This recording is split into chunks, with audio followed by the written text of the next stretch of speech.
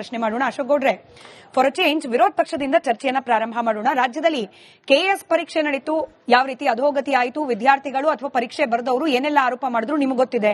PDO ಪರೀಕ್ಷೆ, commercial tax inspector ಪರೀಕ್ಷೆ, AW, AE, JE, ಪಶುವೈದ್ಯಾಧಿಕಾರಿಗಳು, ಇಂಡಸ್ಟ್ರಿಯಲ್ ಎಕ್ಸ್ಟೆನ್ಷನ್ ಆಫೀಸರ್, ಸಾಲು ಪರೀಕ್ಷೆಗಳಲ್ಲಿ ಅಕ್ರಮ ಆಗಿದೆ, ಭ್ರಷ್ಟಾಚಾರ ಆಗಿದೆ, ಹಗರಣ ಆಗಿದೆ. ಹಿಂಗೆಲ್ಲ ಆರೋಪ ಇದ್ದಾಗಲೂ ಕೂಡ ವಿರೋಧ ಪಕ್ಷವಾಗಿರುವ ಬಿಜೆಪಿ ಸಿಎಂ ಮನೆ ಮುಂದೆನೂ ಹೋಗ್ಲಿಲ್ಲ. ಹೋಗ್ಬೇಕು ಅನ್ನೋದಲ್ಲ, ಬಟ್ ಒಂದು ಪ್ಯಾಟರ್ನ್ ನಾವು ನೋಡಿದ್ವಲ್ಲ, ಪ್ರಧಾನಿ ಮನೆ ಮುಂದೆ ಹೋಗಿ ಪ್ರತಿಭಟನೆ ಮಾಡ್ಲಿಕ್ಕೆ ಆಪ್ಷನ್ ಇದೆ ಅಂತ ಹೇಳಿ. ಬಿಜೆಪಿ ಗೂಗಲ್ ಮ್ಯಾಪ್ ವರ್ಕ್ ಆಗ್ತಾ ಇಲ್ವಾ, ಅಥವಾ ನಮ್ಮ ರಾಜ್ಯದಲ್ಲೂ ಕೂಡ ಜಿರಳೆಗಳೇ ಬರಬೇಕು ಪ್ರತಿಭಟನೆ ಮಾಡ್ಲಿಕ್ಕೆ ಅಂತ ಹೇಳಿ ವಿರೋಧ ಪಕ್ಷಗಳು ನಿರೀಕ್ಷೆ ಮಾಡ್ತಿದೆಯಾ? ವಿರೋಧ ಪಕ್ಷಗಳಿಗೆ ಇಷ್ಟೆಲ್ಲ ಪರೀಕ್ಷಾ ಅಕ್ರಮಗಳು ಕಾಣಿಸ್ತಾ ಇಲ್ವಾ ರಾಜ್ಯದಲ್ಲಿ ಅಂತ?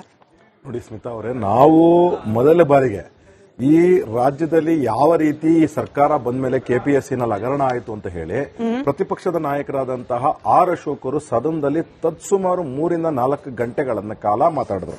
ಅಂದ್ರೆ ನಾವು ಇನ್ಫ್ಯಾಕ್ಟ್ ಆ ಕಂಪ್ಲೀಟ್ ನೋಟ್ಸ್ ಬರ್ಕೊಳ್ಳೋದ್ರಲ್ಲೂ ಸಹ ನಾವು ನಮ್ಮ ಎಲ್ಲ ಒಂದು ತಂಡನೂ ಸಹ ಭಾಗವಹಿಸಿತ್ತು. ಅದರಲ್ಲಿ ನಾನು ಸಹ ಇದ್ದೆ. ಅದರಲ್ಲಿ ಯಾವ ರೀತಿ 93 ಕ್ವಶನ್ಗಳನ್ನ ಇಂಗ್ಲಿಷ್ ಇಂದ ಕನ್ನಡ ಟ್ರಾನ್ಸ್ಲೇಟ್ ಮಾಡಬೇಕಾದ್ರೆ ತಪ್ಪಾಯಿತು. ತದನಂತರದಲ್ಲಿ ನಡೆದಂತ ಎಕ್ಸಾಮ್ ನಲ್ಲಿ 112 ಬಾರಿ ಇಂಗ್ಲಿಷ್ ಇಂದ ಕನ್ನಡಕ್ಕೆ ಟ್ರಾನ್ಸ್ಲೇಟ್ ಆಗಬೇಕಾದ್ರೆ ತಪ್ಪಾಯಿತು. ಅದಾದ್ಮೇಲೆ ಯಾವ ರೀತಿ ಇನ್ಫ್ಯಾಕ್ಟ್ ಮೇನ್ಸ್ಗೆ ಸ್ಟೇ ತಂದಿದ್ರು ಸಹ ನಡೆಸಿದ್ರು. ಈಗೆಲ್ಲ ಸಹ ಇದನ್ನೆಲ್ಲ ವಿಚಾರಗಳನ್ನ ಸಹ ಸದನದಲ್ಲಿ ನೀಟಾಗಿ ಮಾತಾಡಿದ್ವಿ. ತದನಂತರದಲ್ಲಿ ಕಾಂತಕುಮಾರ್ ಅಂತ ಅನೇಕ ಜನ ಯುವ ಮುಖಂಡರು ಅದರ ಬಗ್ಗೆ ಮಾತಾಡ್ತಾನೆ ಇದ್ದಾರೆ. ಆಮೇಲೆ ನಾವು ಸಹ ಹೇಳ್ತಾನೆ ಇದ್ದೇವೆ. ಏನೇನು ಅಂತ ಹೇಳಿದ್ರೆ, ಈ ಎಡಬ್ಲ್ಯೂ ಇರ್ಬೋದು ಅಥವಾ ಪಿಡಿಒ ಇರ್ಬೋದು, ವೆಟನರಿ ಡಾಕ್ಟರ್ಗಳದು 80 ಲಕ್ಷ ರೂಪಾಯಿ ಸಿಎಂ ಮನೆಯಲ್ಲಿ ನೆಗೋಸಿಯೇಷನ್ ಆಗ್ತಿದೆ ಅಂದ್ರೆ ಏನರ್ಥ? ಸಿಎಂ ಮನೆಯಲ್ಲಿ ನೆಗೋಸಿಯೇಷನ್ ಆಗ್ತಿದೆ ಅಂದ್ರೆ ಏನರ್ಥ?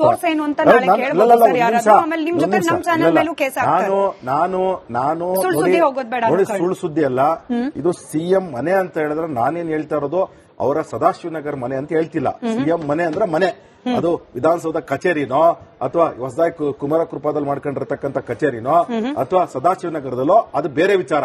ಆದ್ರೆ ಸಿಎಂನ ಒಬ್ಬ ತುಂಬಾ ಅತ್ಯಂತ ಆಪ್ತ ವ್ಯಕ್ತಿಗಳಲ್ಲೊಬ್ರು ರಾಜ್ಯ ಬಿಜೆಪಿ ಪಕ್ಷದ ಗೂಗಲ್ ಮ್ಯಾಪ್ ಪ್ರತಿಭಟನೆ ಮಾಡ್ಲಿಕ್ಕೆ ಫ್ರೀಡಂ ಪಾರ್ಕ್ ನಲ್ಲೂ ಅವಕಾಶ ಇದೆ, ಅದನ್ನು ಕೂಡ ವಿರೋಧ ಪಕ್ಷ ಬಿಜೆಪಿ ಮರೆತು ಬಿಟ್ಟಿದೆಯಾ? ವಿಚಾರ ರಾಹುಲ್ ಗಾಂಧಿ ಅಂತಹ ಒಬ್ಬ ನಾಯಕರು ಯಾರಿಗೆ ತಲೆ ಬುಡ ಇರ್ತಕ್ಕಂತ ಇಲ್ಲ ಅಂತವ್ರು ಹೋಗ್ಬಿಟ್ಟು ಪ್ರಧಾನಮಂತ್ರಿಗಳ ಮನೆ ಮುಂದೆ ಹೋಗ್ಬಿಟ್ಟು ಹೋರಾಟ ಏನೋ ಮಾಡ್ಬಿಡ್ತೀವಿ ಅಂತ ಹೇಳಿ, ಅದು ಅವ್ರ ವಿಚಾರ. ಅಲ್ಲಿ ಹೋದಾಗ ರಾಹುಲ್ ಗಾಂಧಿ ಅವ್ರು ಏನ್ ಮಾಡ್ರು ಅವತ್ತು, ನಾವು ಆಯ್ತಪ್ಪ ನಿಮ್ ಡಿಮ್ಯಾಂಡ್ ಏನು, ಸದನದಲ್ಲಿ ಚರ್ಚೆ ಆಗ್ಬೇಕಾ, ಸದನದಲ್ಲಿ ಚರ್ಚೆ ಮಾಡೋಣ ಅಂತ ಹೇಳಿದ್ರೆ ಅದಾದ್ಮೇಲೆ ಒಂದು 4-5 ಇರ್ರೆಸ್ಪಾನ್ಸಿಬಲ್ ಡಿಮ್ಯಾಂಡ್ಸ್ ನ ಇಟ್ರು. ಅಂದ್ರೆ ಯಾವ ರೀತಿ ಎಲ್ಒಪಿ ಹೆಂಗ್ ಕೆಲಸ ಮಾಡಬೇಕು ಅದು ರಾಹುಲ್ ಗಾಂಧಿ ಗೊತ್ತಿಲ್ಲದೆ ಇರ್ಬೋದು, ಅದ್ರ ನಮಗ್ ಗೊತ್ತಿದೆ. ನಮಗೆ ಇವತ್ತು ಫ್ರೀಡಂ ಪಾರ್ಕ್ ನಲ್ಲಿ ನಿನ್ನೆ ನಾವು ಹೋಗ್ಬಿಟ್ಟು ಕೆಪಿಎಸ್ಸಿ ನಲ್ಲಿ ನಮ್ಮ ಪ್ರಭುದೇವ್ ಅವ್ರಿಗೆ ಹೋಗ್ಬಿಟ್ಟು ಒಂದು ಲೆಟರ್ ನ ಕೊಟ್ಟಿದ್ದಾರೆ ನಮ್ಮ ಎಲ್ಒಪಿಗಳು. ಅದಕ್ಕೆ ನೀಟಾಗಿ ಎಕ್ಸ್ಪ್ಲೇನ್ ಮಾಡಿದ್ವಿ ಯಾವ ರೀತಿ ಹಗರಣ ಆಗ್ತಿದೆ ಅಂತ ಹೇಳಿ.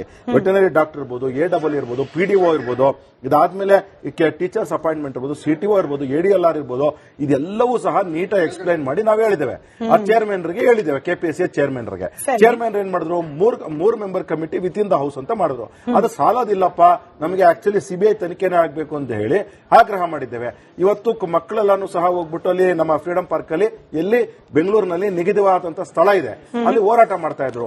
ಇವತ್ತು ನಮ್ಮ ಅಧ್ಯಕ್ಷರು ನೇತೃತ್ವದಲ್ಲಿ ಹೋಗ್ಬಿಟ್ಟಲ್ಲಿ ಎಲ್ಲ ಬಿಜೆಪಿಯ ಅನೇಕ ಜನ ಮುಖಂಡರು ಭಾಗವಹಿಸಿದ್ವಿ. ಅನೇಕ ಜನ ಮುಖಂಡರುಗಳು ಸಹ ಈ ಆಗ್ರಹ ಮಾಡಿದ್ದೇವೆ.